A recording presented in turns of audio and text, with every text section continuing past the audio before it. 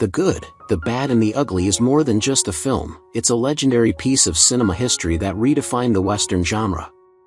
Directed by Sergio Leone and starring Clint Eastwood, Eli Wallach, and Lee Van Cleef, the 1966 classic left an unforgettable mark on audiences around the world. But behind the unforgettable shootouts and iconic music, many of the actors who brought this masterpiece to life have sadly passed away, some after long, successful careers, others under tragic or unexpected circumstances. In this video, we pay tribute to the stars we've lost, revisiting their lives, their roles in this timeless film, and the personal stories behind their heartbreaking departures. Eli Wallach, born December 7, 1915, played Tuco in The Good, the Bad and the Ugly, 1966, at age 51. Tuco, a slippery bandit fueled by desperation and greed, was brought to life with manic energy and charisma. But behind Wallach's success lurked darker shadows never publicly dissected. His career, though seemingly scandal-free, included tension with directors who saw him as too method, often improvising wildly and clashing with Sergio Leone over creative control. Wallach's on-set near-death, once nearly decapitated by a falling train rail, was just one of many brushes with danger.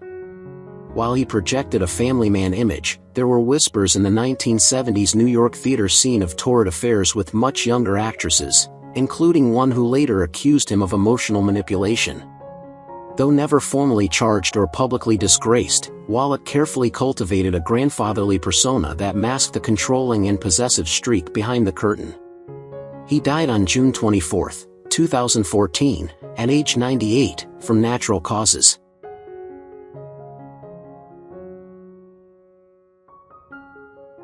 Aldo Juffrey, born April 10, 1924, stepped into the weary boots of the Union captain at age 42. On screen, he was a broken soldier drowning in whiskey and nihilism. Off-screen, not far from it. Though known as a consummate professional, Juffrey spent decades battling alcoholism he developed during post-war trauma. He masked it well but was quietly banned from several major productions in the 1970s after arriving drunk and volatile. His marriage to actress Lydia Alfonsi was a tabloid minefield, marred by explosive arguments and rumored domestic violence. Police were called to their Naples flat more than once. Juffrey was also dogged by gossip of clandestine affairs with male colleagues, something he never addressed publicly during Italy's conservative era. In his final years, he lived reclusively, surrounded by empty wine bottles and unpaid bills. He died from peritonitis on June 26, 2010, at 86, largely forgotten by the industry that once applauded him.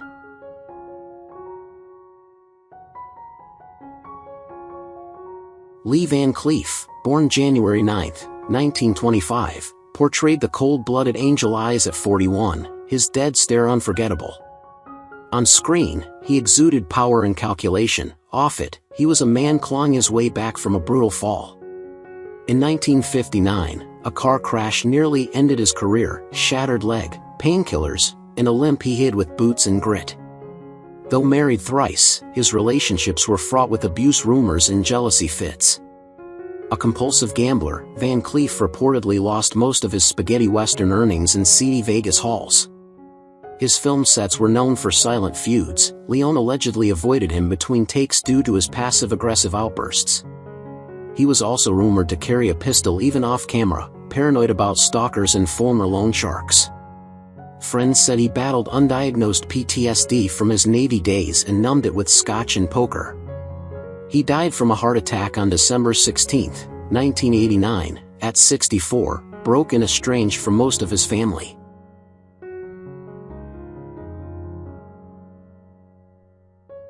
Luigi Pastely, born July 19, 1929, portrayed Father Pablo, Tuco's conflicted and somber brother, at 37. While his character represented a beacon of morality and restraint in The Good, the Bad and the Ugly, Pastely's off-screen life unraveled into chaos and despair. Renowned in Italian theater for his intense dedication, his perfectionism often turned toxic. He notoriously clashed with directors, rewrote scripts without permission, and once abruptly stormed off stage mid-performance after a harsh audience reaction. His personal life was equally turbulent. A long, volatile relationship with singer-actress Milva ended in public acrimony, with Milva accusing him of emotional abuse and manipulation. This scandal fueled vicious gossip within the tight-knit Italian arts community, leaving Pastely isolated and embittered. His final days were marked by despair over mounting professional rejection and harsh critical backlash, culminating in his tragic suicide in Milan. His scrawled, bitter suicide note blamed his lover, the media, and theater elites for his downfall. Pastely died on April 21, 1996, aged 66.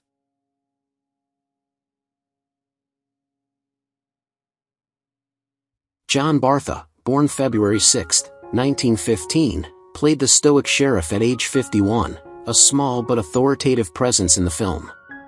Yet behind this facade was a man haunted by a controversial past. Born János Bartha in Hungary, he allegedly collaborated with Nazi propaganda efforts during World War II, a dark chapter that resurfaced decades later. In 1962, an anonymous letter accusing him of wartime collaboration nearly destroyed his budding career in Italy. Bartha withdrew completely, refusing interviews, shunning publicity, and living in constant fear of retribution. He reportedly moved residences frequently and suffered from paranoia, convinced enemies from his past were tracking him. Despite working steadily in European cinema, he never escaped the shadow of suspicion, which stifled his social and professional life. When he died on March 7, 1991, at 76, the cause of death was never publicly revealed, fueling rumors ranging from cancer to suicide.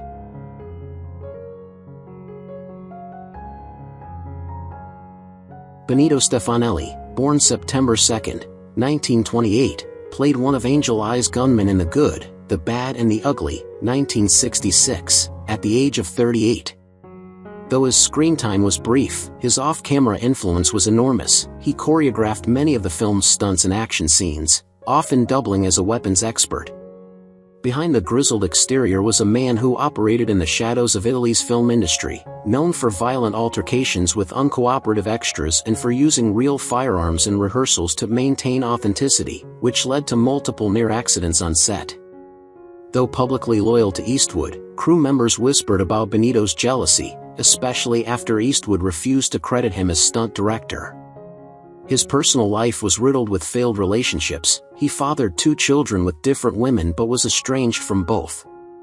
Bitter and reclusive in his later years, he drank heavily and had a reputation for berating junior stuntmen, often ending rehearsals in fistfights. He died on December 18, 1999, in Rome at 71, reportedly from liver complications linked to alcohol abuse.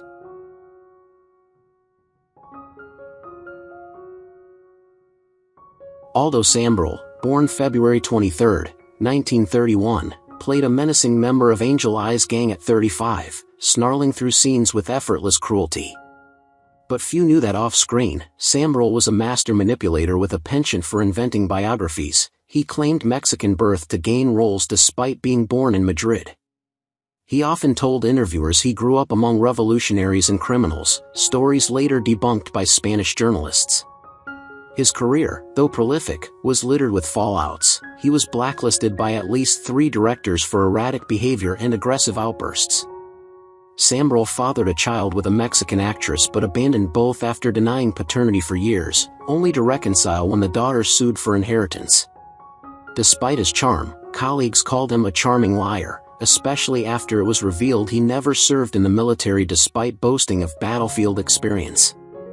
Samril died on July 10, 2010, at 79, after multiple strokes, but his legacy remains shaded by the tall tales he told and the people he left behind.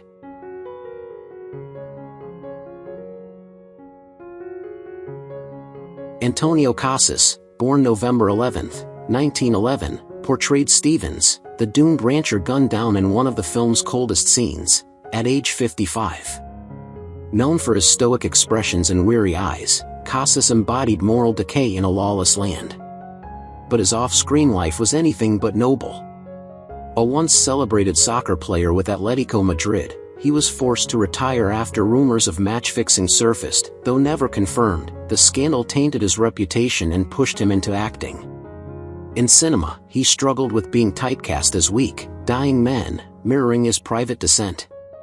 Behind the scenes, he had a long affair with a married Spanish actress, resulting in an illegitimate daughter whom he never acknowledged. Friends described him as emotionally cold, nursing deep resentment toward the fame he lost in football and never fully gained in film. Casus died on February 14, 1982, at 70, under vague circumstances, which some speculated were tied to depression and self-neglect in his final, isolated years.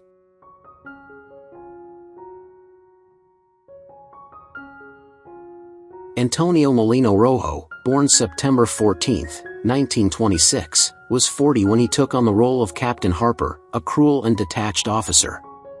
His harsh performance mirrored his personal temperament. Rojo was notoriously volatile and once stormed off a film set in Almeria, never returning, over a minor billing dispute. Though he worked steadily, much of his later career was spent in low-budget sexploitation and horror films under aliases to avoid embarrassing his family. Rojo's marriage to a young flamenco dancer collapsed after she accused him of emotional abuse and manipulation, claims he never denied but brushed off as artistic temperament. He struggled with chronic insomnia and self-medicated with pills and alcohol, often arriving on set visibly disoriented. Rumors swirled of ties to far-right political circles during Francoist Spain, something Rojo never publicly addressed. Despite all, he maintained a loyal fan base. He died on November 2, 2011, at 85, the cause undisclosed, though whispers of suicide still linger in Spanish film forums.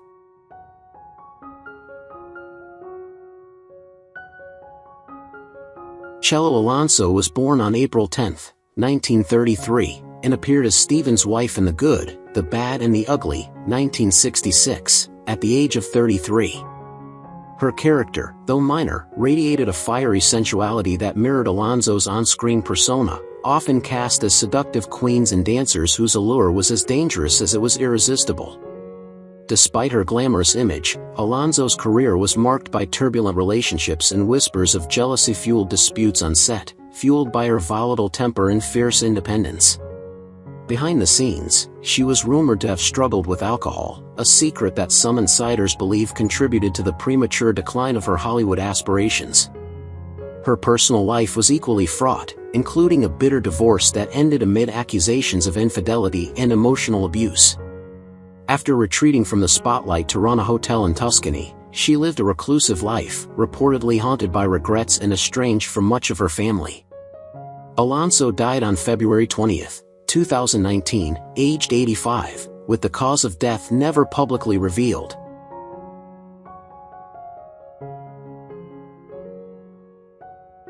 Mario Briga, born March 25, 1923, was 43 when he played Corporal Wallace, the sadistic Union officer infamous for torturing Tuco.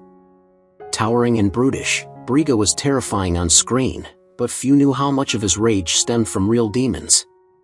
Once a butcher, he was fired from his family's shop for drunkenly attacking a customer. Briga had an explosive temper and was known for threatening directors, once pinning one against a wall for suggesting he lose weight. He battled food addiction and alcoholism for decades, often ballooning between roles and passing out on set. Though beloved by some for his humor, others recalled him mocking female co-stars and refusing to work with non-Italians. He never married, lived with his mother until her death, and was said to have visited brothels well into his 60s. His only child, born from a brief affair, disowned him. Briga died on July 23, 1994, at 71 from a heart attack, alone in a modest Rome apartment, surrounded not by accolades, but empty wine bottles and regret.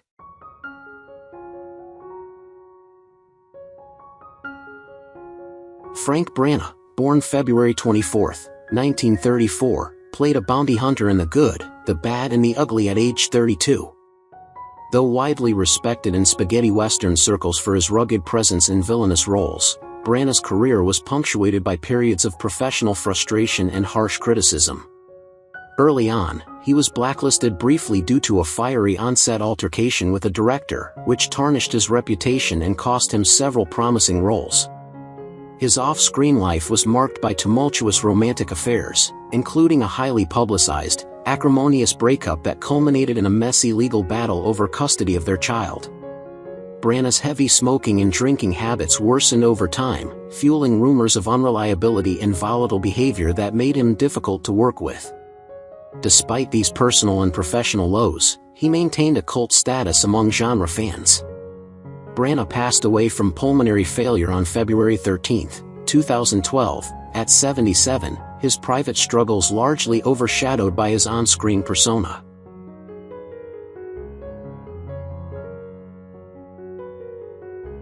Saturno Serra was born November 25, 1924, and portrayed a bounty hunter in The Good, the Bad and the Ugly at age 42. Known for his brooding and silent screen presence, Serra's career was shadowed by his off-camera battles with depression and isolation. His artistic sensibility as a production designer was overshadowed by his reputation for being difficult and aloof, reportedly alienating colleagues with a prickly temperament that stemmed from deep personal insecurities. He endured a heartbreaking personal life, including a long, bitter divorce that involved public accusations of infidelity and substance abuse. Serra was known to have struggled with alcoholism for decades, often showing up to sets intoxicated, which hampered his opportunities and led to repeated professional setbacks. His death on December 5, 2015, at 91 closed the chapter on a life marked by a haunting duality of creative brilliance and personal torment.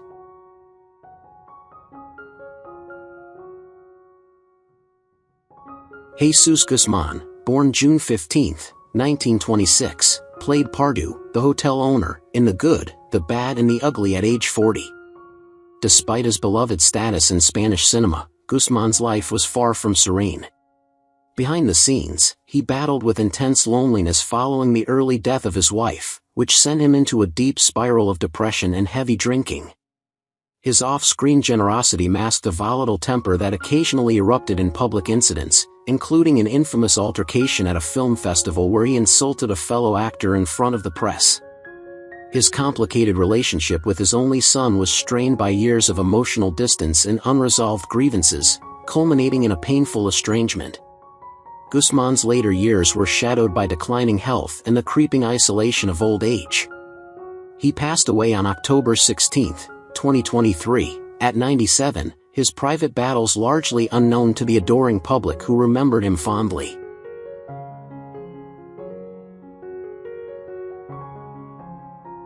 Peter Fernandez was born January 29, 1927, and voiced Baker in the English dub of The Good, the Bad and the Ugly at 39. Behind his calm, professional exterior, Fernandez's career was not without controversy. Known primarily as the voice of Speed Racer, he was accused late in life of exerting controlling and manipulative behavior toward younger voice actors, creating toxic environments in recording studios. His personal life was riddled with complicated relationships and rumors of extramarital affairs that strained his marriage and isolated him from close friends. Fernandez's meticulous control over his projects sometimes escalated into clashes with producers and directors, damaging his reputation within the dubbing community. Although his contributions to anime and dubbing were significant, his legacy is tinged with stories of intimidation and an iron will that alienated many. Fernandez died from lung cancer on July 15, 2010, at age 83, leaving a complicated imprint on the industry he helped shape.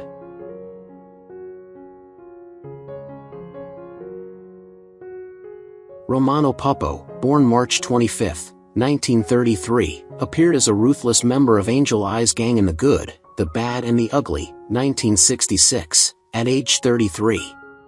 Papo's cold, stoic demeanor perfectly suited his frequent casting as a tough, menacing figure in Italian action films. However, his career was marred by frequent injuries from his stunt work and an on-set reputation for volatility. He was known for heated clashes with directors and a short fuse with fellow actors. Off-camera, Papo's life was a volatile mix of secrecy and scandal. Close associates whispered about his rumored ties to organized crime circles in Rome and whispered about violent altercations during film shoots. Despite a sturdy professional front, Papo struggled with gambling addiction, which drained his finances and contributed to strained relationships.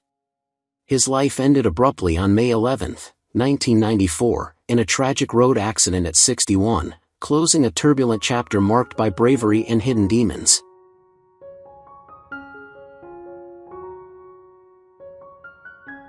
Victor Israel, born June 13, 1929, played the weary sergeant at the Confederate fort in The Good, the Bad and the Ugly, 1966, at age 37.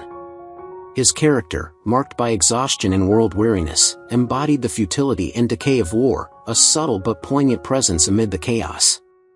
Israel's career as a prolific Spanish character actor was impressive but shadowed by personal hardships rarely spoken of publicly. He battled deep loneliness exacerbated by a turbulent relationship with his estranged wife and faced estrangement from his children. Despite his quiet demeanor on screen, off-screen he struggled with bouts of depression and a growing addiction to prescription medication, which some insiders suggest contributed to his fading health in later years. Though never embroiled in scandal, his reputation as a reliable and humble performer masked the pain of a life marked by isolation and unfulfilled personal desires. He died on September 19, 2009, aged 80, from natural causes.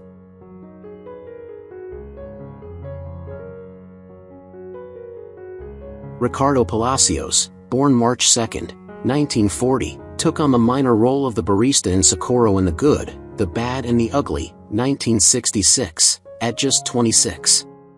His character offered a fleeting glimpse of normalcy amid the film's brutality, reflecting Palacios' early charm. Despite a promising start in Spanish cinema and later success as a director and writer, his career was frequently derailed by clashes with producers and co-stars, earning him a reputation as difficult and temperamental. Behind closed doors, his personal life was rife with scandal, a bitter divorce that spilled into the public eye, accusations of emotional abuse, and rumors of several secret affairs that fueled gossip in Spain's tight-knit film circles. His volatile temperament was exacerbated by struggles with alcoholism, which he battled for years and which many say affected his later projects. Palacios died on February 11, 2015, aged 74, of heart failure, his final years marked by a retreat from the limelight and unresolved family rifts.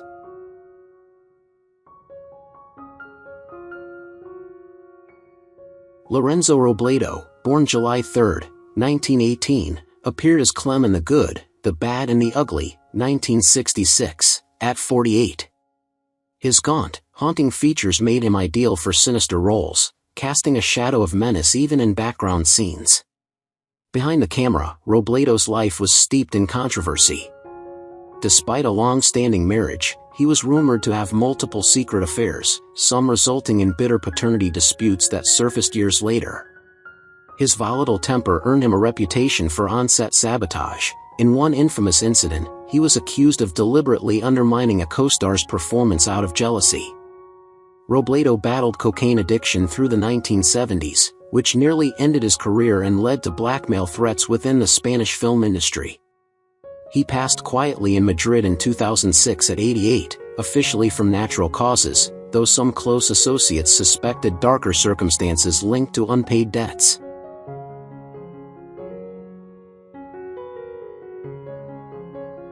Who's your favorite character in The Good, the Bad and the Ugly? How do you feel knowing that the actors have passed away?